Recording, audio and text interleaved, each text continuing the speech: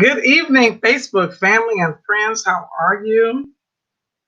This is Sheba, and I am your happy bug. And tonight we're going to have a little bit of a twist in our conversation tonight. So I'll just wait for a couple of you guys to join in so we can have our chit chat.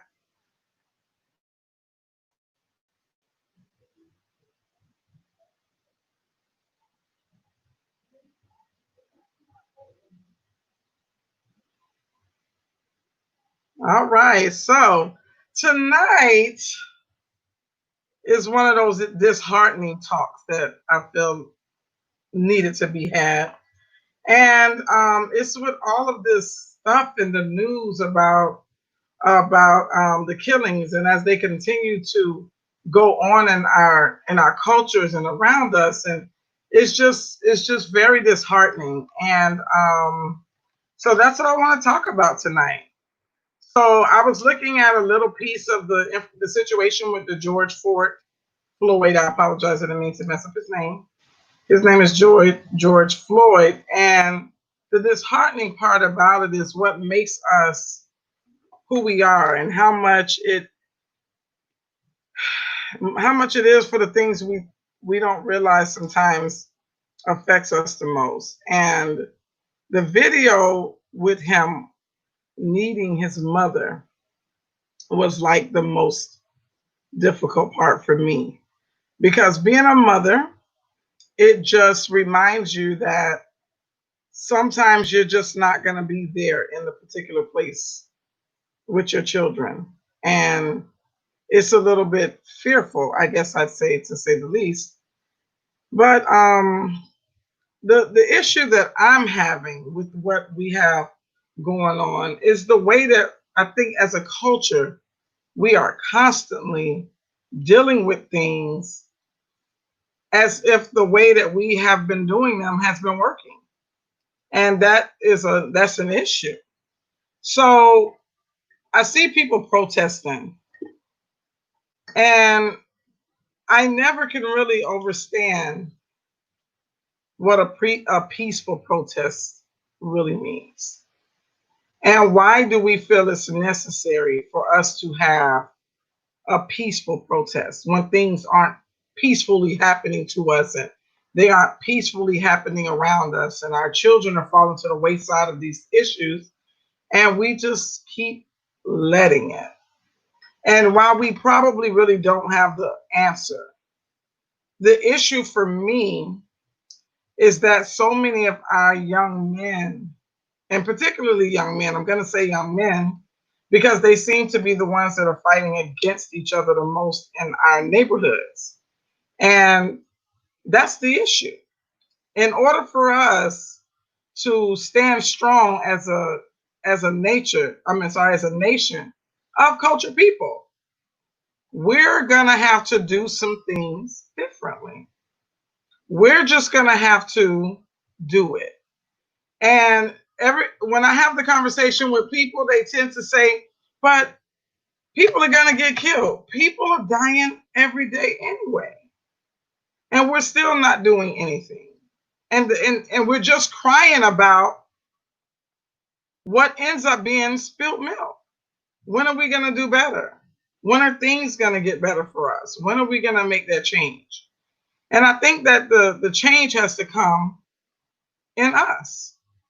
Everything that we need, we have as a culture. A lot of us are divided in our culture, and I don't know, I do know why. I think people allow themselves to use the excuses that we're from different places. But at the end of the day, if as a melanin group, we should stand if we only stand on that strength alone. Because there are powers in numbers. And a lot of the problems that we're having is because we're not standing strong together as a unit. And that is going to really be an issue. It's going to be a big, really big downfall. And sometimes I'm not going to say I'm worried, because that's going to be a lie. But I am hurt when I see other people having to go through the things that they're going through.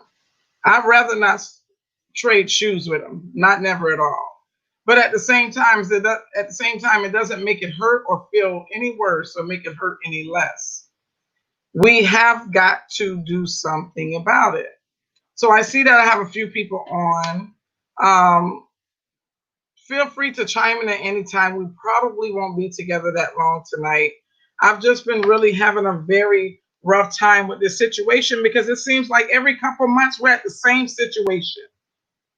And at what point are we going to not be at this particular situation?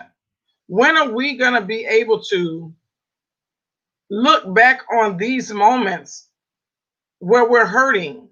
When are we going to be looking back on these moments to say, I remember when? We've been singing the same goddamn song since Martin Luther King. Walking over the bridge and doing all these protests and turning the other cheek and letting people do what the hell they want to do. Meanwhile, they have a story of what is the word I'm looking for? They have a story of victory, and we have a story of oppression. Another body of ours turn up on the street dead, and the only thing we have left to talk about it. Well, here's my thing, and this is not a direct threat at anyone particularly, and I'm not telling anyone to go out there and do anything that is wrong. My ideology is this, though. We already know that fighting the police is going to create a problem because the police in itself is going to retaliate. But we know that we're dealing with a bunch of fools anyway. Okay? A bunch of mostly men who never felt like they were in charge of anything, never was able to stand up to anyone. And now they have this little bit of power and then they want to use it and pass it on over to other people. And that's not fair. It's not fair and it's not right. So what we need to do is not retaliate against the police at all. If we're going to retaliate, the retaliation has to be at the civilian level with the people who look like us so that we're not getting a direct kickback. Our people in our neighborhoods are dying often. We're losing our children. We're losing our children to gun violence. And when I say ours, I mean us, ours as a whole, ours as a nation, ours when I say that. And I think sometimes we don't often enough as a people put ourselves in a one whole place. And we're always divided. You have the ghetto, those niggas. You have the uppity, so you have those niggas. And then you have people, excuse me, I realize that I'm sitting so low below the band, I apologize. And then you have the uppities, those people that have a little bit of money. And then you have the elite, those people who have the most money. And then we have the what do you call those people? The celebrities, and they have their money. And then we have all these other people in other situations. And at the end of the day, we're not making any changes. I am not a person that goes to the Bible. So I hate to say an eye for an eye, or tooth for tooth, hand for hand, foot for foot, burning for burning, wound for wound, strike for strike. But technically, that's the scripture. The very scripture that most people think they live by, and the same book that they read from all the time. We seem to have been so successful as a lot of people in these different religious sections and sectors that we're downplaying what it is that we were originally learning as a people. And a lot of us are divided by our thoughts, but a bigger portion of us are divided by our religious beliefs. And if the very same book that you read is the very same book that I was told and I was given over my lifespan, that was a really big thing in the Old Testament, and that people tend to think or tend to feel that they no longer want to really read or make viable. But there would be no New Testament if it wasn't for the Old Testament. And this is not to put any one religious belief down or anything. I just think that we just need to go back to the drawing board as a unit and develop something that's actually going to really make some fucking noise, because people only listen when you make noise. I remember years ago when they was going into fucking Iraq, and the news showed them going in quietly before they attacked the place. In the middle of the night, they just moved on in and started a fucking war.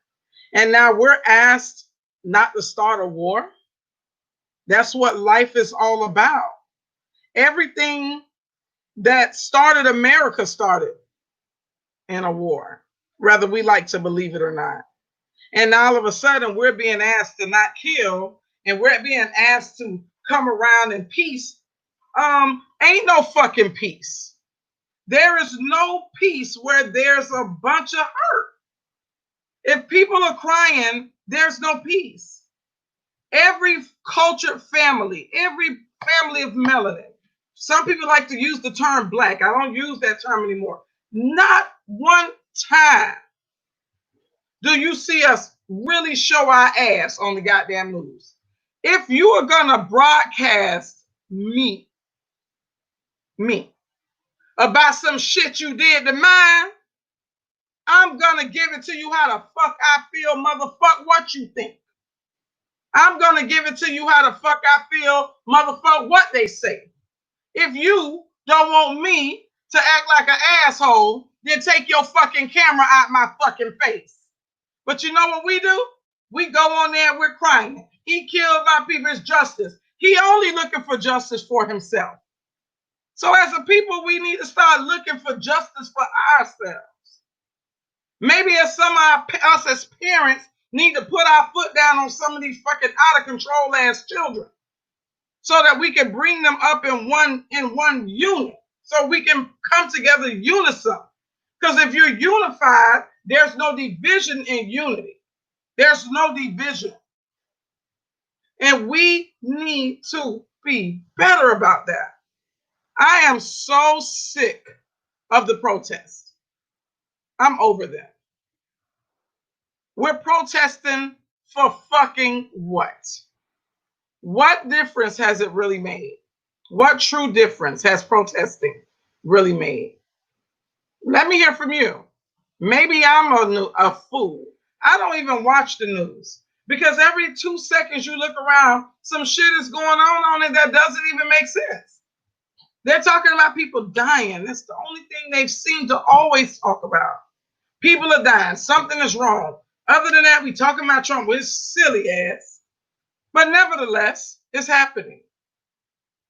So let me read something from Crystal.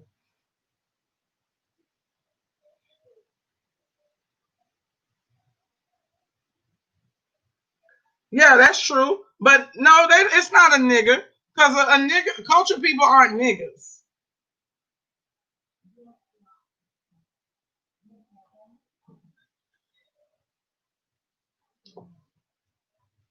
But they got us thinking that there are not enough of us, and that's kind of half of the battle.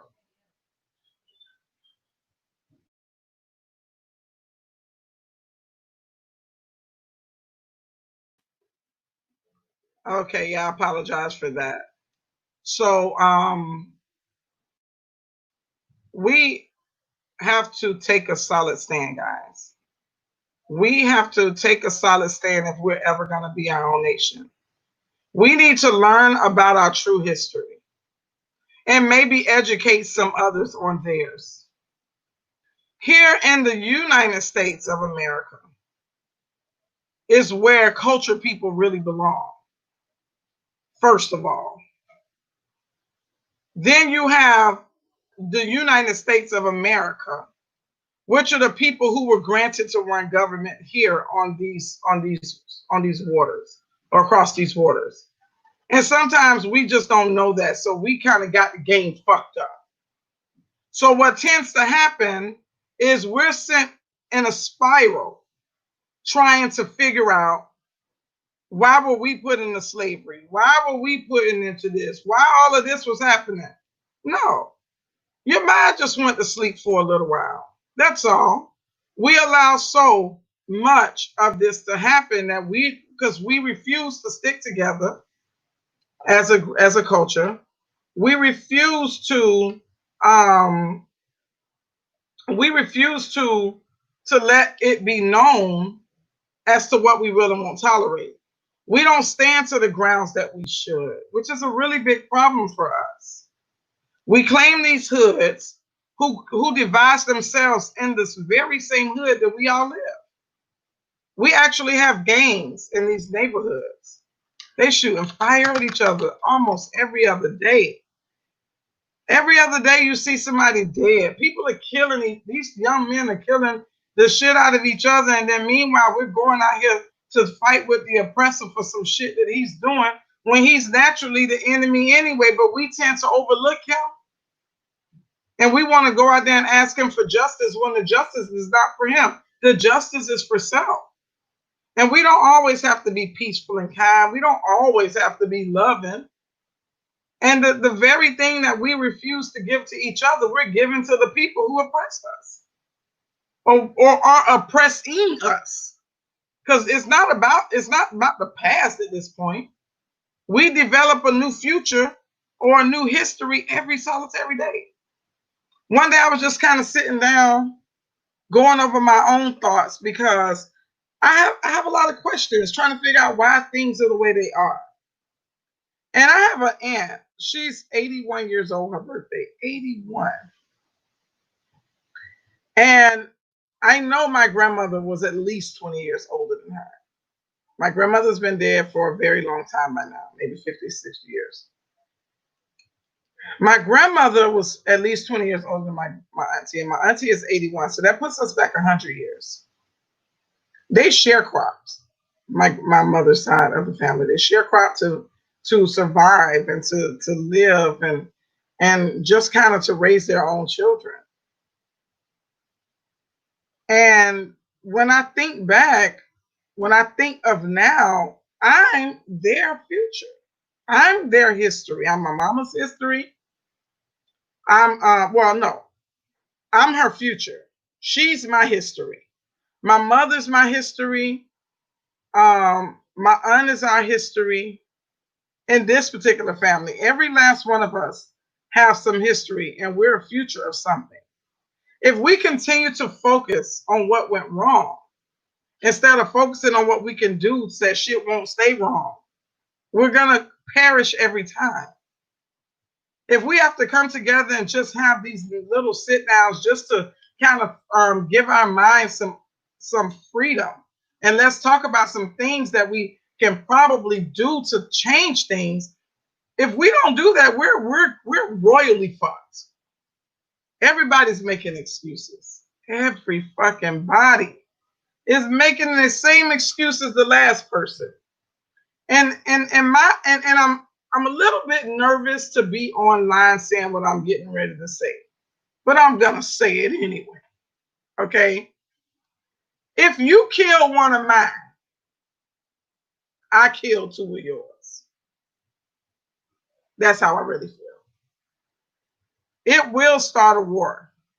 We might lose a lot more than we bargained for. We might lose a lot more than we were going to lose if we did nothing. Okay? We might. But at least we would have stood a ground that says, you know what, motherfucker, I'm tired of you trying us like that. What do we do about that? Nobody takes the stand. Some months ago, I don't know how long ago it was by now. It's been quite a while. But these little motherfuckers over here robbed my son and his friends. Oh Lord Yahweh, I lit the fuck up on their ass. When I walked by that little group, and I don't know which one of them young men were a part of it because my son never didn't really ID them because I'm nutty. But what I will tell you is it developed a level of respect. It did. Now that's amongst them. When I snapped on the motherfucker about my daughter because of a fight that this girl had with my daughter at the overpass over here in Lauderhill, the girl was like, she wanted to fight. But she kind of really, what we're not going to do is we're not going to have a tongue wrestle later. When we were done, there was a level of respect there in that room. When I had to argue with the police at the corner, and sometimes I'm stepping on these damn people and I see them in uniform. But to me, they all look the goddamn same. I'm still seeing police officers right now from a night I snapped on all their ass. I'm still seeing them right now. It's right now, right now. And every time I see them, oh, you know what they call me? You the poet. Yeah, I'm the poet. Because I snapped on them. And I let them know that what they were doing, I didn't appreciate. And it was as simple as a fight between some children that they're trying to take to jail, which once our children get into the system, they're fucked royally. Meanwhile, the parents right there causing a bigger problem. So sometimes you just have to take a solid stand. You have to do what the fuck you mean. And maybe we need to move silently before we make our noise. Maybe we need to crawl into the situation before we make our noise, just as they did going into Iraq. And it's not going to always be a simple fix, and it's not going to always be easy. But what it might do is it might lessen the amount of protests that we're having, rioting in our neighborhoods, fucking up our own shit. How the fuck you gonna fuck up your own shit? When you fuck up your shit and don't fuck up the people's shit that fucking hurt you or fucking made you feel that way, you know what you're doing? You're showing them that you're still afraid. When I was in college 14 years ago, I was going for criminal justice. And my professor said something to me that was so profound. He said, listen, stop worrying about them white people killing them black kids. It's a part of the plan. Okay, and I was like, damn, that's fucked up. I felt so down and out at that moment because what do? He said they train, and I'm not going to use white and black anymore. That's going to be the last time in this segment. We train Caucasian cops and put them in cultured neighborhoods amongst melanin people who we've taught them to be afraid of. There's so many bad things that are told about those culture kids. And then they put them amongst them when they don't even know them. And that was really solid to me. So he also said they take the culture cops and they put them in Caucasian neighborhoods mostly. Because there are more culture cops in the Caucasian neighborhoods than there are in ours. Because their fear drives them differently. I said, what? He said their fear teaches them to respect a little differently. Whereas the fear for these guys is because they don't know if they can really beat the guys that they stopping. They don't know if the guy's toting heat in his car. They don't know anything about that. Because now you set me in a neighborhood with a bunch of niggas, as they like to say, and a bunch of niggas who kill each other. So what the fuck you think they gonna do to you? Wow, that's crazy. But it made perfect sense. It made ultimate sense. And I was like, dang. He said, we did a study. And for the life of them, they cannot put their finger on it as to why Caucasian cops pull lethal force against cultured people. But whatever happens in their psyche, it happens. So we're not always dealing with a person with a full deck. And when I say that, I don't mean that they're stupid. What I'm telling you is that it could be a full deck of courageous shit, or it could be a full deck of fear. It could be a full deck of anything, right? So once the deck of fear is there, that becomes the issue. People who are afraid of you will hurt you. That's what we're seeing. Every cultured man gets stopped. They put 3 or 4 police officers on them. They don't really do that to the cultured woman. They don't really do that to us a lot. They don't have that kind of fear of us. Needless to say, they should be afraid of us. Because a lot of us are raising these sons that they're so afraid of. A lot of women, well, all of us mostly, cultured women are raising the sons that they're most afraid of. And if we got together and planned, we'll be a dangerous group. So they putting their fear in the wrong spots. But nevertheless, our children are falling victim of that. Our children are falling victim through a lot of hurt and a lot of pain.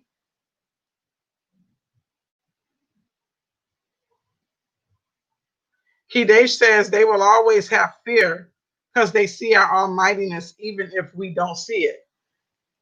Yeah, that's true. But it's really bad though. It is really bad that their fear would drive them to kill us, where our fear drives us to respect them. So maybe we need to teach them how to respect us. You don't have to like me to respect me. You don't have to deal with my ass either. As long as when you're dealing with me, you're respecting me. And that's the noise a lot of us don't really make.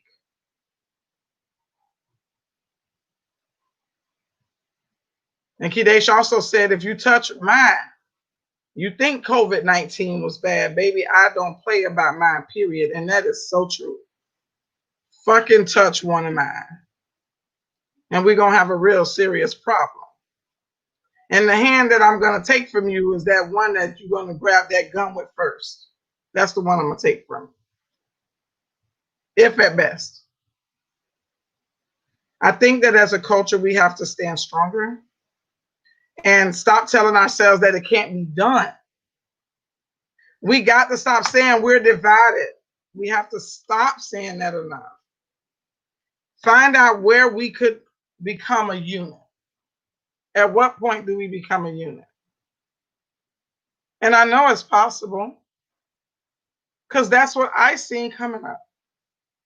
I didn't see Caucasians as my oppressor. I was taught about it, that it happened, but never that they were so dominant that I had to fear them. So I think it's the way that we're, a lot of people, let me not say we're because I'm not in that bucket, but a lot of people are rearing their children. So what's happening is when you're rearing your children, you're gonna, when you teach them that someone don't like them, you're gonna either, hold on, I'm gonna write this down because I have two sides of my paper, right?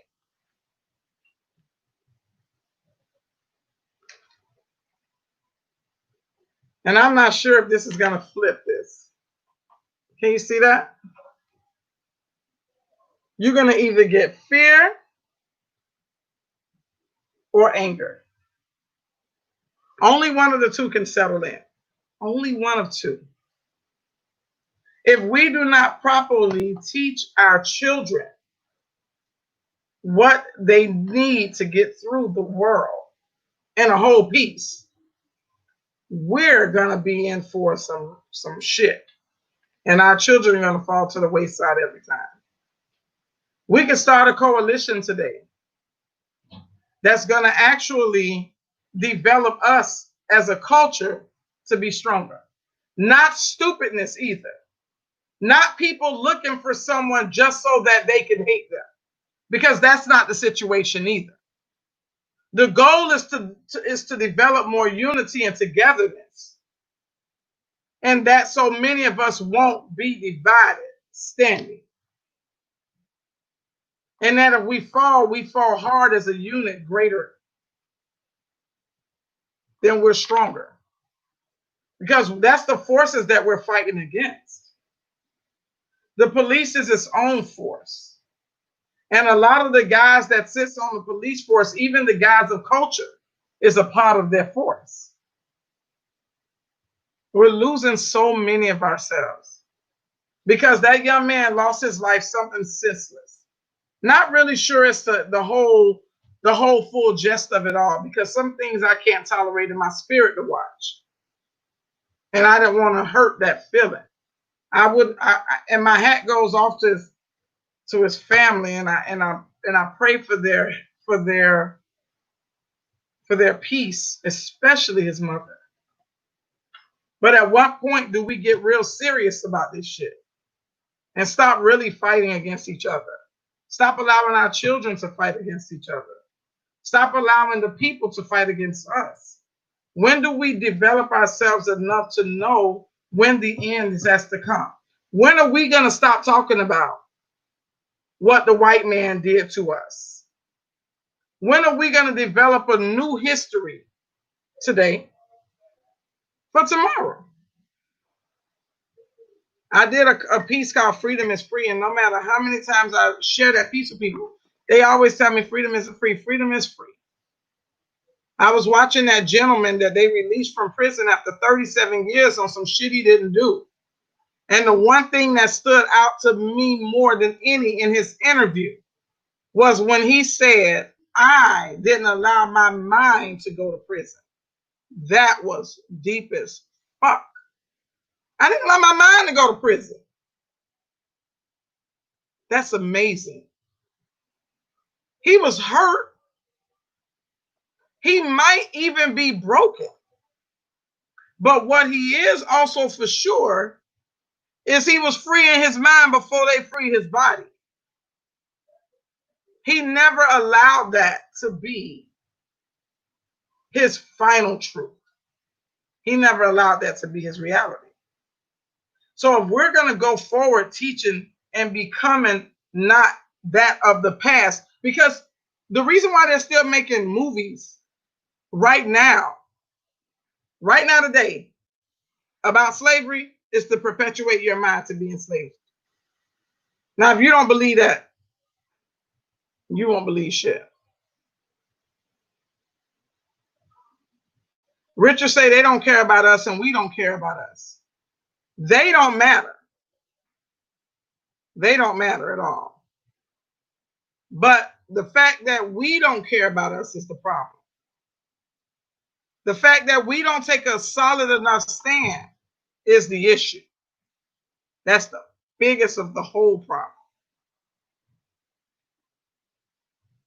Let's start today. The piece I wrote called Freedom is Free says, history is a point of yesterday's past. So we continue to create history for as long as we last. We fight for a movement to be able to create change, which will force the world around us to treat us the same.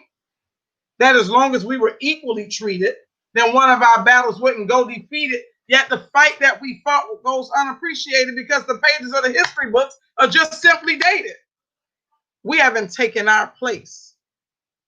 We're still fighting against the obvious war, the wars on race. Because if we're still fighting that right now, that we won't be persiflaged.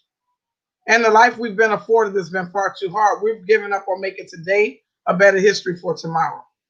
And has made it a proven fact that yesterdays will always be sorrow. They fought for us to be educated. And you're still proving to the same man that your destiny is fated.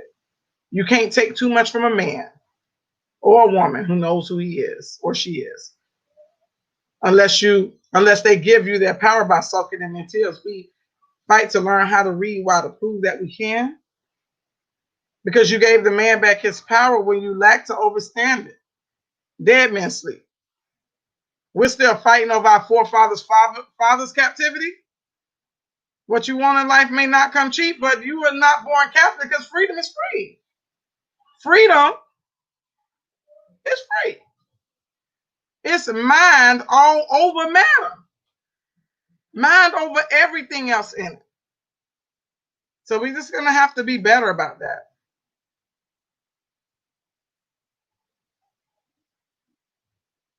My sister said destroying their own neighborhoods. Go to the white areas and destroy it if y'all big and bad. But they won't, cause because they know those crackers ain't gonna let it happen. The cops actually was watching them destroy their own city and didn't do a thing, shaking my head. It's like burning down your own house. It's your house. fool, you don't live there, not you live there, not them. And that's a moot point. And the problem is exactly that. That is the problem. I need 2 seconds. Like, I literally need a 2-second break. I do solely apologize for guys. Hold on a minute.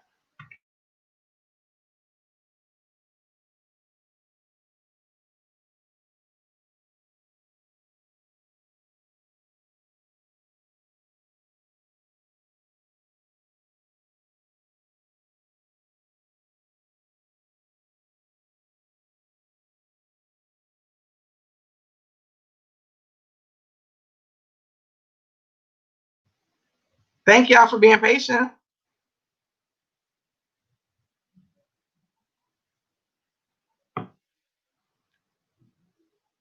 Okay, I'm back, guys.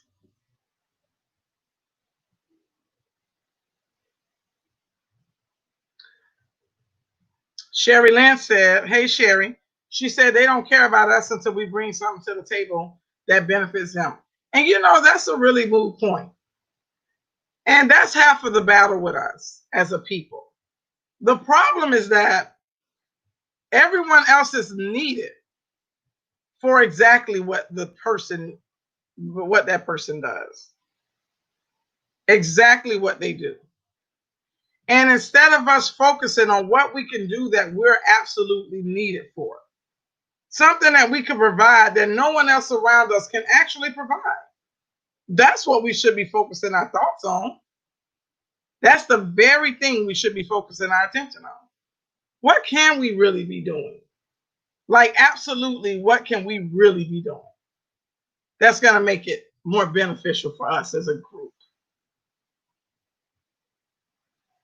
We need to take a moment. We need to take a moment and deal with that. Build something that people come to need. And not for them at all. Simply for self. We have to do these things for us as a whole. We have to. Because if we don't, we're going to settle in a fucking bay of dust our ass ain't going to get out of. It's going to cloud the pupil. And we're not going to be able to make it clean. And I'm really enjoying the feedback that you guys are giving. And I know, hey Danielle.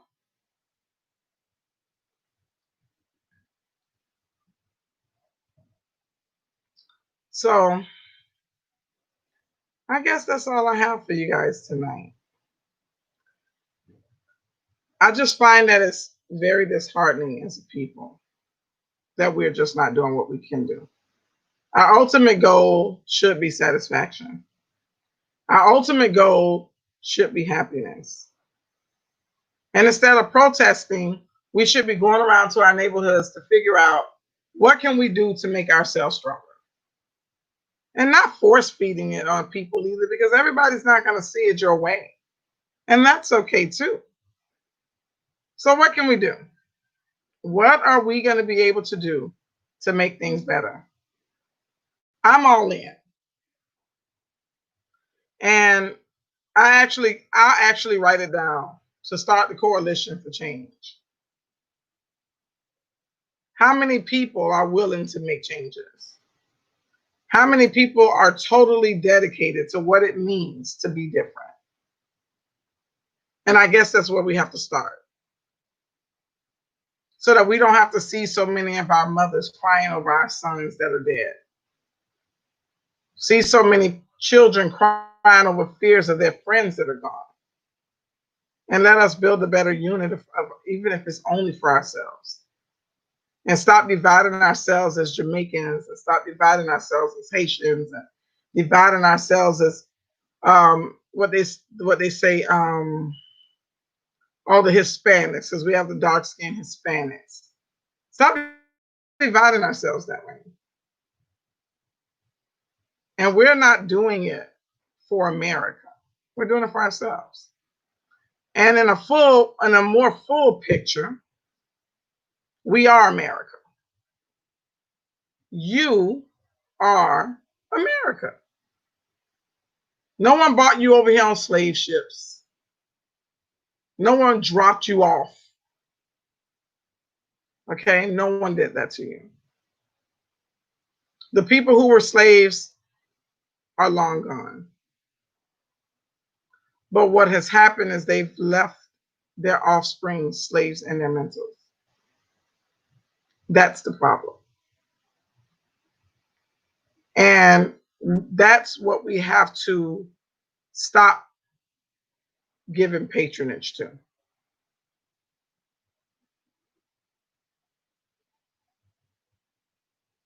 Sherry Lynn said we have to stop feeding the hunger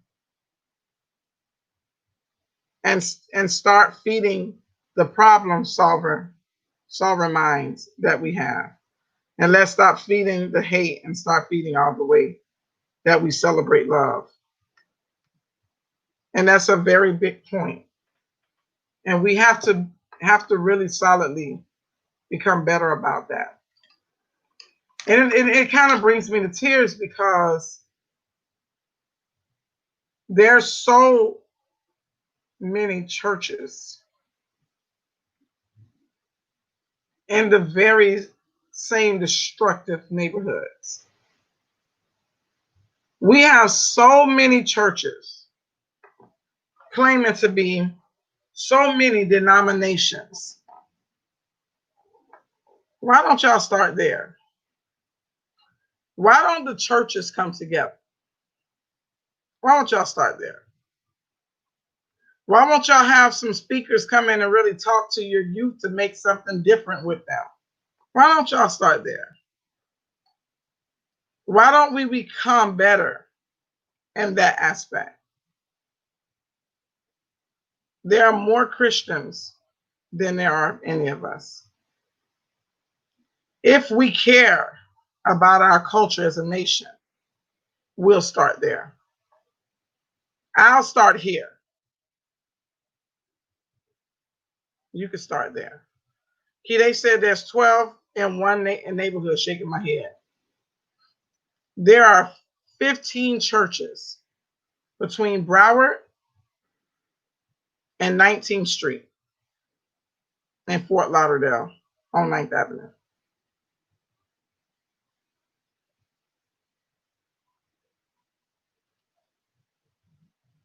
The one Jesus and that many denominations, that's an issue. Our children are falling to the wayside because we're too divided as a people. We're gonna have to stand up and be very much stronger than we are today. And I didn't say that in blasphemy, so please don't take it that way. It's all in the face of love. What can we do?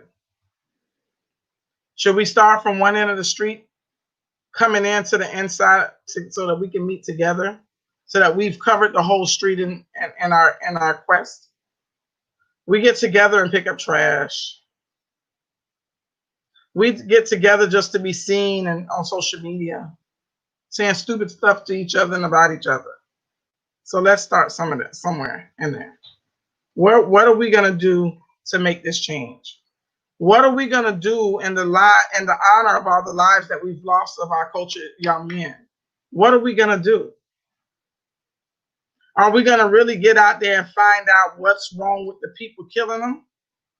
Or are we gonna sit around and cry about it? What are we gonna do? Are we gonna go out there and talk to them about what they're going through with each other? Because half of them probably didn't have any respect at home, so they go to the streets to look for it. What are we gonna do?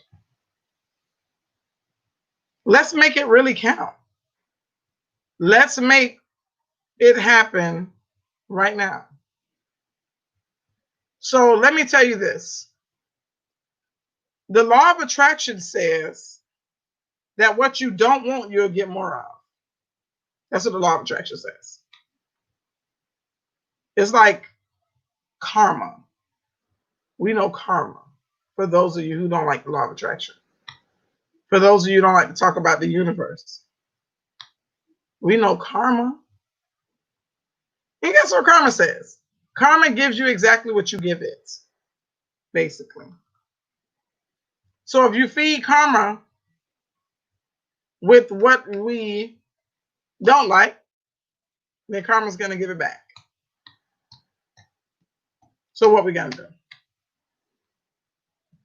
Sherry Lynn say, let's stop feeding a blaming attitude and take ownership in our own roles in our hearts. What do we contribute to the earth? Nobody owes us anything. So if anything you think that you're absolutely in need of, you got to go out there and take it. Richard say we have to walk in love. We do. And we have to walk in peace. Maybe we should try to figure out what it really means to love and what love looks like. And what it looks like to different people, because it might not be bad because it looks like something else. This gentleman I know, he's a poet, a fellow poet. He wrote a piece called The Number One Cause of Death is Love, right? And I thought it was so powerful because it says, people die every day.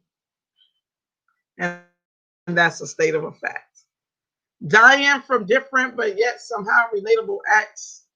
But the truth behind death has never been done, because the number one cause of death is love. Our love for tobacco makes us smoke cigarettes, knowing that with every inhalation is slowly taking our breath. We refuse to use contraception. It was the love for the sex, but then we end up with diseases, and love puts us to rest. Love is in our nature. It was placed in our will. We can love violence so much it could cause us to kill. Eating unhealthy food we all know is unsafe, but we do it anyway due to the love for the taste. So what is love? Maybe that'll be a workshop so that we could see how many people define love in their lives and in their feelings differently. So then we'll start there. And then the next one will be peace. And then we'll go there. And then we'll go to happiness. And then what can we do to bring them together? And then Kidesh told us about her song, and it says, love can be funny sometimes. It can make you laugh and cry. And that's the truth. So what are people's love language? What do people really feel about love? So that's what our quest is going to be. And we're going to be back here online next Tuesday with a panel of women. If you missed Tuesday past, please go to my YouTube channel, which is the Happy Bug Enterprises, and look at my YouTube video that posted. And the topic was, how is a woman expected to behave when she's been cheated on? So this Tuesday, we're going to talk about the effect of the question that were asked to the guys. Listen, we had such an amazing panel on Tuesday. Those brothers came in and they talked to us, and I know we must have been having a great time because we were on for 1 hour and 53 minutes. And we've all been in relationships with these very same guys, or not these very same guys, I mean men. That's what I'm sorry, that's what should have said. We've been in a relationship with men, and their attention span might not be long enough to sit anywhere for 1 hour and 50 minutes, 53 minutes. So we had a great time, and hopefully I'll see you on Tuesday. And then in another setting, we'll get together and we'll have a workshop, because we have to become a better people. Okay? We're going to become a better people, and we're going to enjoy more of life for ourselves and our community. And when you break down the word community,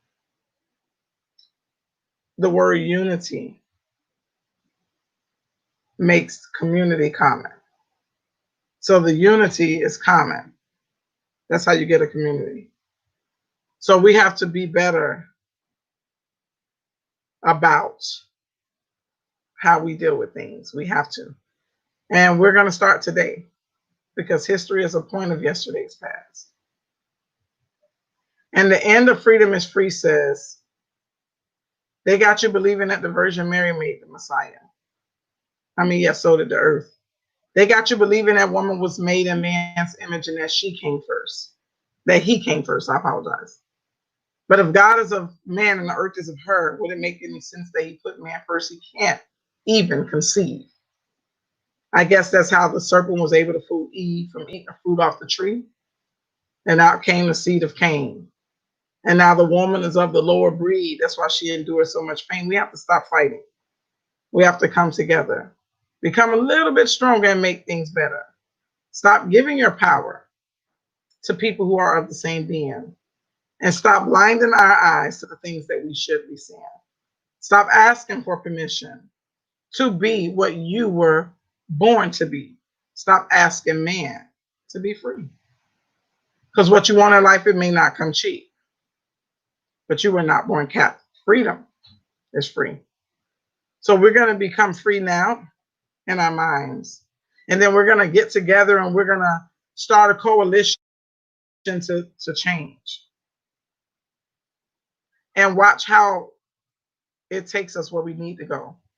So we can stop talking about all of these killings that we're getting every other month. And it seems like they're coming even faster now.